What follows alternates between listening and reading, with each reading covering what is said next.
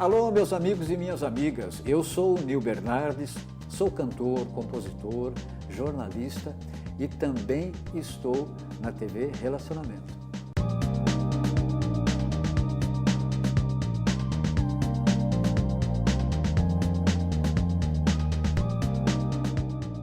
Olá, internautas! Iniciamos mais um programa Você é Top. E hoje nós estamos falando aí sobre talentos admiráveis que merecem todo o destaque, porque eu estou segurando duas obras-primas aqui maravilhosas e que a gente vai ver aqui no decorrer da nossa entrevista. E vamos bater um papo maravilhoso com esse grande artista que é o G. Comini. G, muito obrigado, viu? Obrigado a você. Perfeito. Com toda certeza, obrigado a você. Mas, o que você está segurando são matrizes das minhas colagens. Originais. São as matrizes. Eu chamo de originais o que são os quadros em Perfeito. Si, que são bem maiores. Essa matriz, ela é uma coisa muito preciosista. Eu faço, na verdade, microcolagem. A microcolagem, ela é feita toda com tesouras cirúrgicas, com bisturis cirúrgicos. Ela é quase uma operação neurológica, vamos dizer. Porque cada figurinha, cada coisinha que você vê aí é recortada com tesouras de cirurgia de córnea até, por sinal, e colada no lugar certo. Curiosamente, eu não costumo fazer um desenho antes ou vamos dizer, um estudo antes. Eu vou fazendo a matriz e ela vai aparecendo na medida do que vai sendo desenvolvida, né? E quando eu começo, normalmente eu nunca sei o que vai chegar no fim, até onde ela vai. É uma coisa meio de feeling mesmo, quer dizer, você sente que ela vai ficando pronta, ela vai dando sinais de que está pronta, e aí você para. Para fazer isso, normalmente eu seleciono assim 200 imagens, 200 figurinhas que eu tenho, que eu coleciono isso de revistas antigas. Perfeito. Ou, enfim, é tudo papel, é tudo, na realidade, coisas descartáveis. Até é interessante porque não deixa de ser uma forma de reciclagem, quer dizer, revistas que vão serem destruídas, que vão para reciclagem de papel, qualquer coisa desse tipo, elas acabam que são imagens gráficas que vão ser transformadas em arte. Perfeito. E isso eu até desenvolvi um conceito chamado metaciclagem, porque ela não é uma simples reciclagem. Ela pega aquilo que está fadado à destruição e transforma em arte, que é uma coisa a priori eterna. Sim. E nesse conceito da metaciclagem é que eu comecei a trabalhar essas colagens.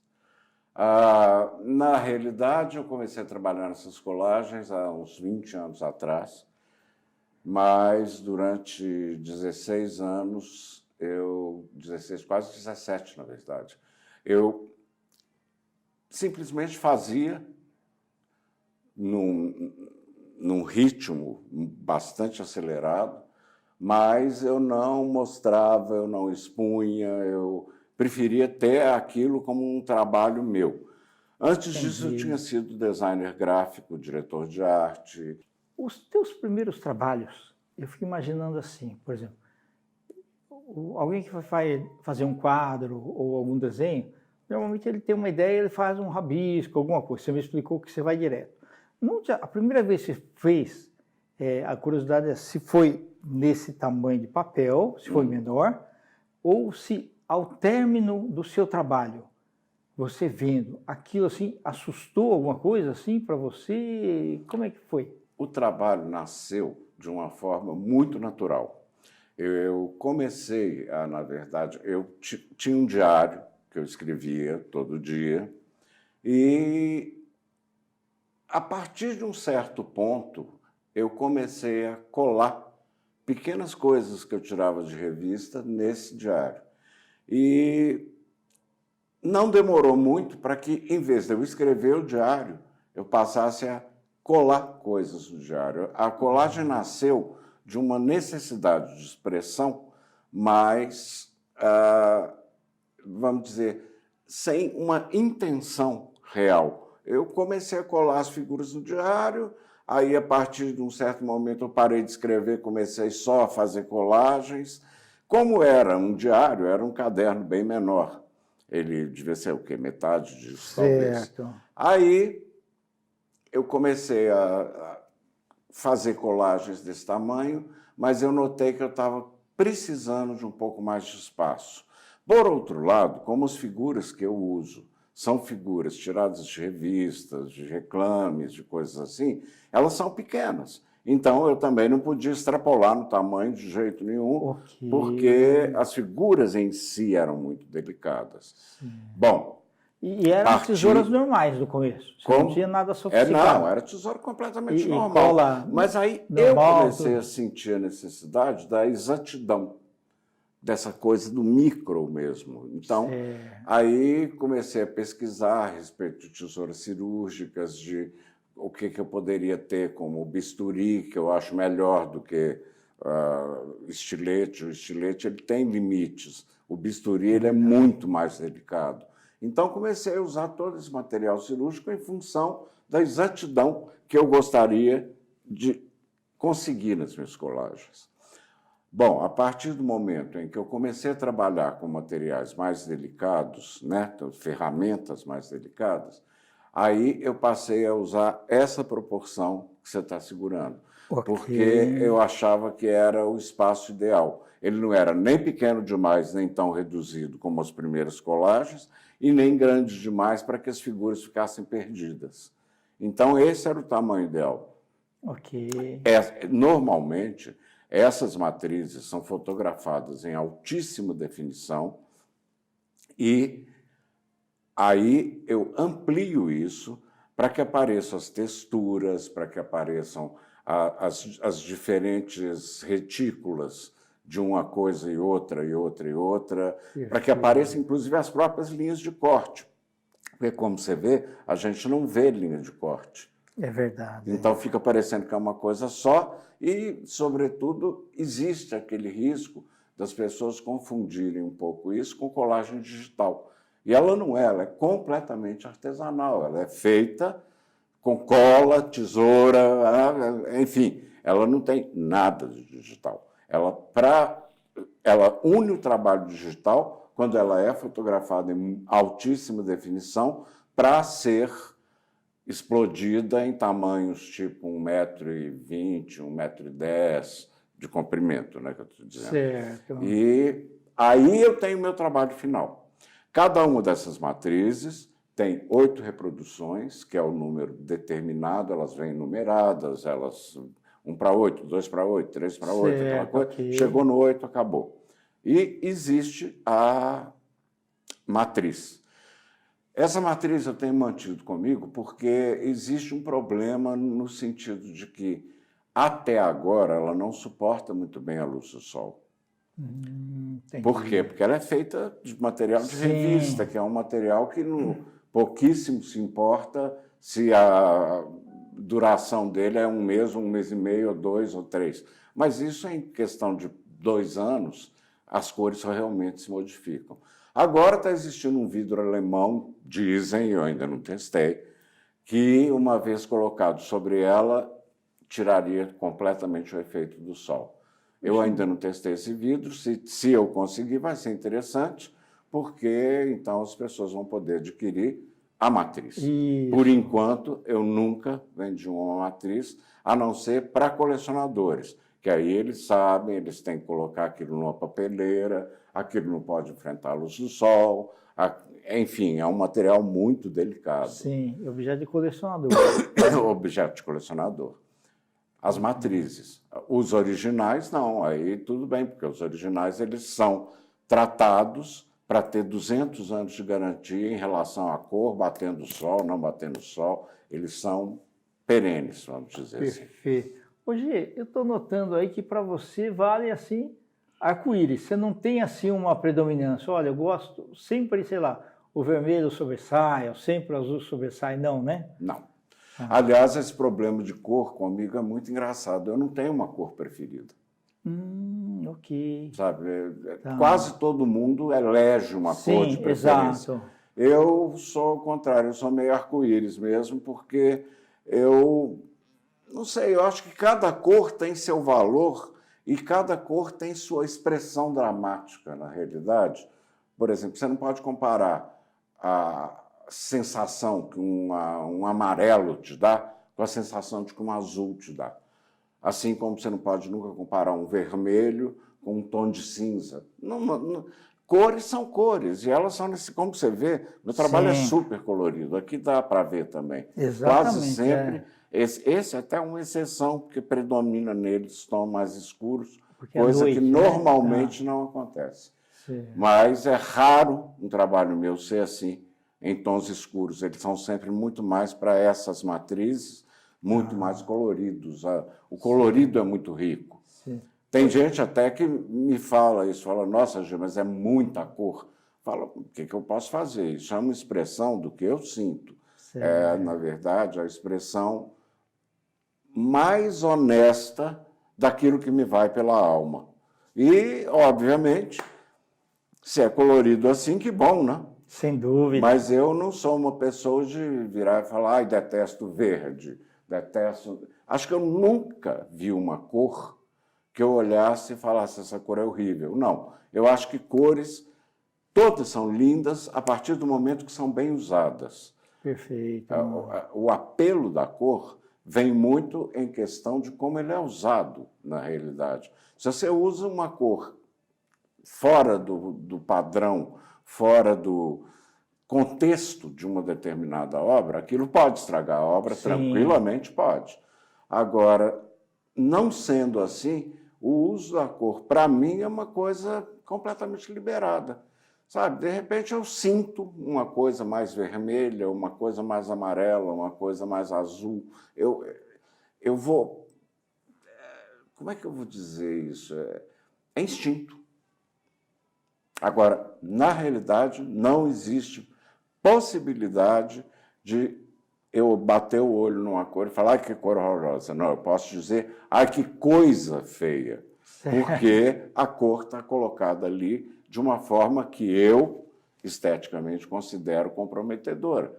Mas aquela mesma cor, numa outra obra, num outro ambiente, etc. e tal, eu acharia fabulosa, porque, na verdade, é igual você falar, ai, que flor feia. Não existe flor feia. É verdade. Existem flores surreais, existem flores esquisitíssimas, mas existem coisas que você não tem que discutir. Ai, que flor feia? Não, não existe isso. Nenhuma flor é feia, nenhuma cor é feia. Para mim. Certo. Agora, é uma posição muito particular, e isso aparece muito na minha obra. Como eu te falei, é uma obra que normalmente é muito colorida. Certo. Hoje, você tem algum momento assim, você fala assim, de manhã, tarde, noite ou madrugada, que você prefere trabalhar? Olha, não sei se por acaso, mas eu costumo trabalhar mais à tarde. Ok, tá. De manhã não é um momento que eu me sinta particularmente inspirado de jeito nenhum, até porque eu sou uma pessoa mais noturna do que matinal. Eu posso fazer alguma coisa, mexer em alguma obra durante a manhã, mas num sentido de fazer, não no sentido de me inspirar. À tarde, eu não sei porquê, mas eu consigo me concentrar mais, que, aliás, é exatamente uma das razões pelas quais eu escolhi a microcolagem, porque na época em que eu comecei, há 20 anos atrás, eu estava precisando muito de reforçar o meu foco. Eu estava muito, por problemas neurológicos, eu estava com foco muito pobre. E por isso eu comecei a fazer uma coisa tão exata, para recuperar o meu foco e, enfim, que eu acho que é uma coisa que a mim ajudou muito, ajuda ainda, e pode ajudar muitas pessoas, porque a arte da colagem, se você trata aquilo como uma coisa delicada e detalhista e tudo mais, ela te propicia que, de algum jeito, você quase entra num lado terapêutico da coisa, porque você é obrigado a entrar em rapport com o que você está cortando. Você é obrigado a manter o foco no mínimo, não aquela coisa gestual. É uma coisa muito delicada. Certo. Então, obviamente, isso faz com que sua capacidade de foco cresça tremendamente, porque são coisas mínimas, que às vezes você tem que pegar com pinça e ir cortando com a tesoura, segurando com a pinça médica também. São pinças cirúrgicas. E, enfim, nesse aspecto, o delicado da história, ele acaba formando um terapêutico também na história, porque verdade. é obrigado a manter esse foco, mas com prazer, quer dizer, para te levar a um efeito melhor, na realidade. Tem gente que fala, Gê, seu trabalho é coisa de chinês preso. Eu até acho que pode ser, porque paciência não é exatamente uma coisa que hoje em dia as pessoas estejam desenvolvendo. Elas querem muito mais o efeito final do que propriamente o durante. Né? Você fazer um trabalho onde o mais importante, de qualquer maneira, é se inteirar com ele, agir junto com ele, sentir para onde ele vai, sentir para onde ele toma forma e acompanhar isso no recorte, às vezes é muito difícil. Mas é uma questão que eu vejo que é de paciência. Claro que, assim, eu reconheço uma outra coisa que eu acho importantíssimo, que é o seguinte: todo mundo é capaz de fazer uma colagem.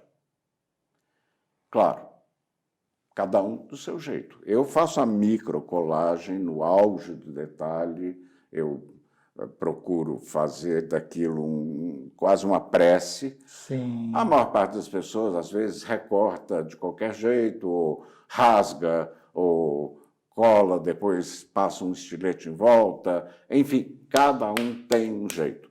E, curiosamente, eu acho que o jeito que uma pessoa faz uma colagem, e eu até já cheguei a testar isso um pouco, porque um dia eu tenho intenção de transformar isso numa coisa terapêutica, e eu já testei com algumas pessoas. É incrível como o jeito que elas fazem a colagem imita o jeito que elas entendem a vida. Ah, tá, ok. Tá? Certo. Cada pessoa, quando vai fazer uma colagem, você dá para uma pessoa que não tem nenhuma ligação com a arte, o jeito que ela vai fazer tem muito a ver com o jeito que ela gosta de viver. Por isso que eles falam que a arte imita a vida. Ah, mas imita mesmo.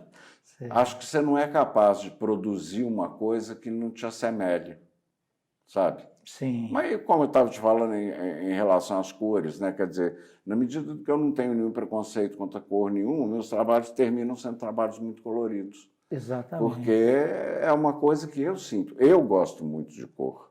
Certo. Eu não sou para viver num mundo preto e branco. Acho lindo, acho muito elegante, acho muito interessante, mas não é a minha estética.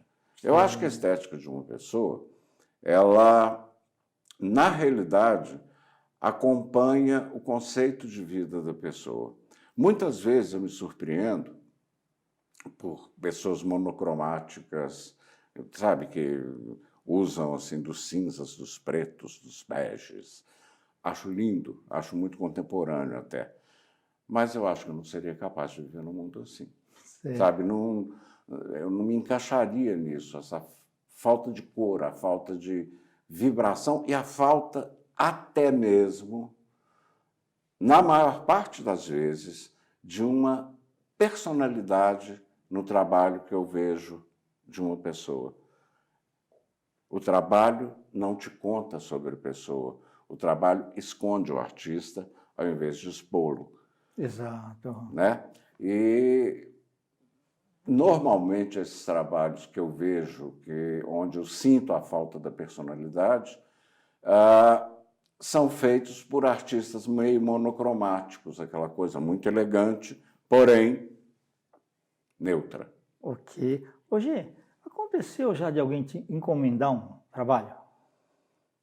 Olha, Que aí é meio complicado, né? já houve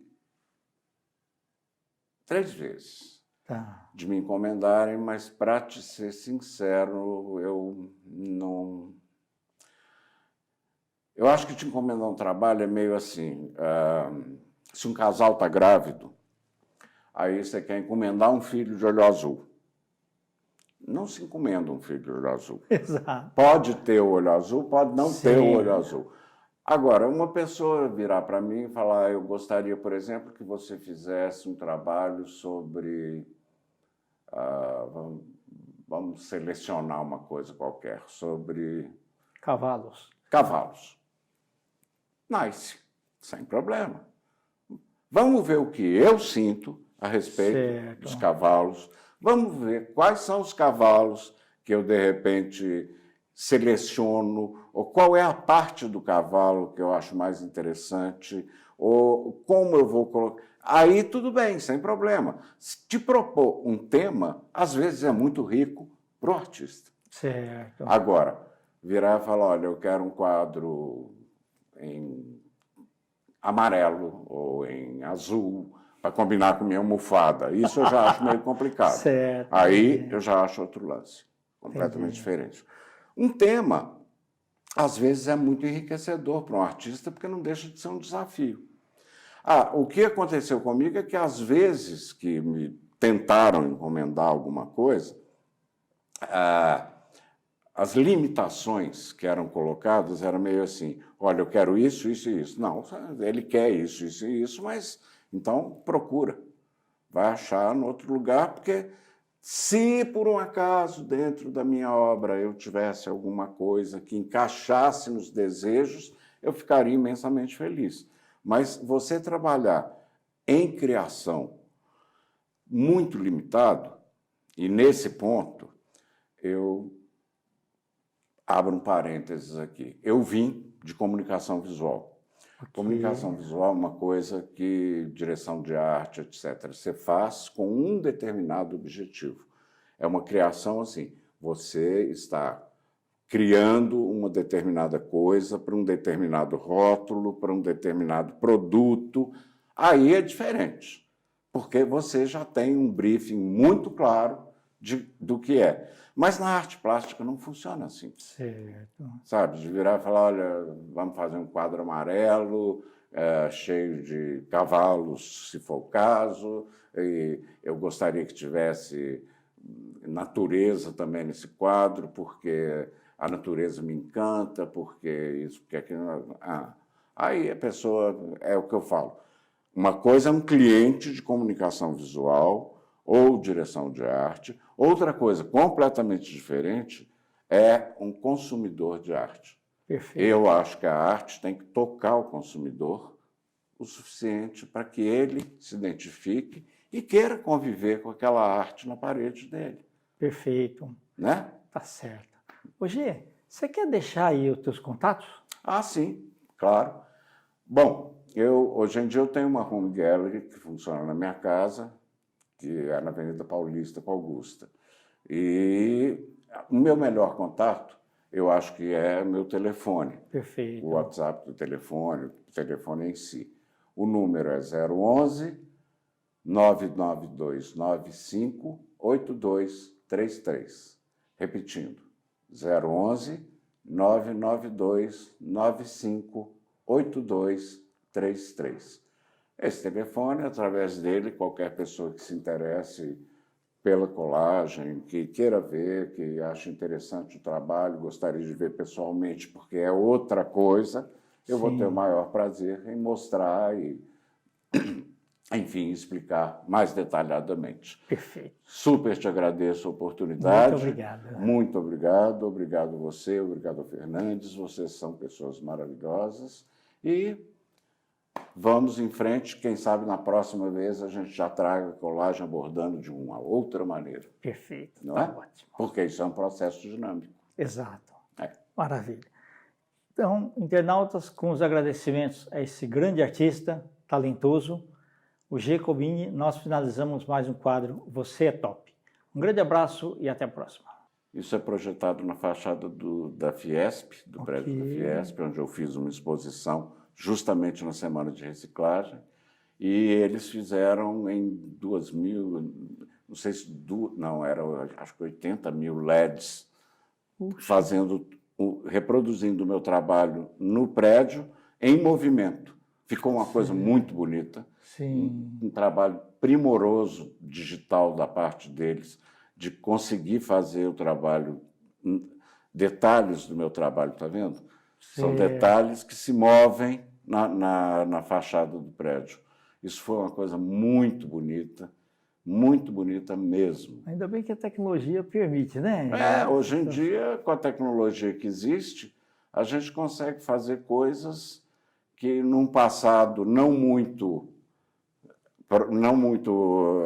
anterior, a gente nunca sonharia. Imagina eu ver minhas colagens em movimento feita em luzes. Isso é louquíssimo, né?